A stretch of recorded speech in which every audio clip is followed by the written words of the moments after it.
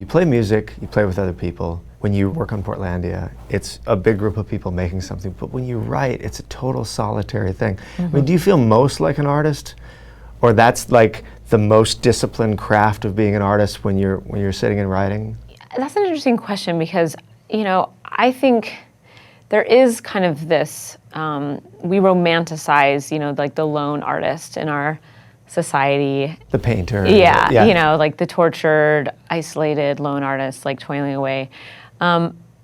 Partnerships and creative ones have always been very paramount for me in my life, and I don't see them as making me invisible. I don't feel less than by adding in someone else or by collaboration. Like, to me, I become, in some ways, my better self, my more visible self, or almost like the side of me that I somehow couldn't bring to the world on my own. Somebody else helped get me there.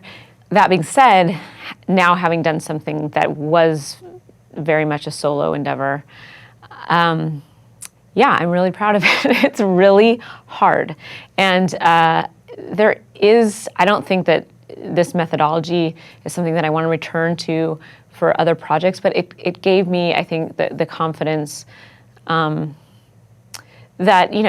other things going forward don't always need to be in tandem. But I feel lucky to be engaged with both, because I think that there are things you can get collaboratively that you can't get on your own. Sure, yeah. But in terms of a point of view, in terms of just a single, kind of incisive idea, and that I like having to be married to that. And I also, not that that's not mutable or won't change, but I also like, it's like, this is my book to defend. This is my thing. There's such, it feels very exposed in that way of just like, there's no one to say, well, actually that was Fred's idea, so he can talk to you. It's like, right. So I'm really proud of it, but also realize like, no, I mean, I'm, this is a risk that I feel glad to have taken, but also it's new for me.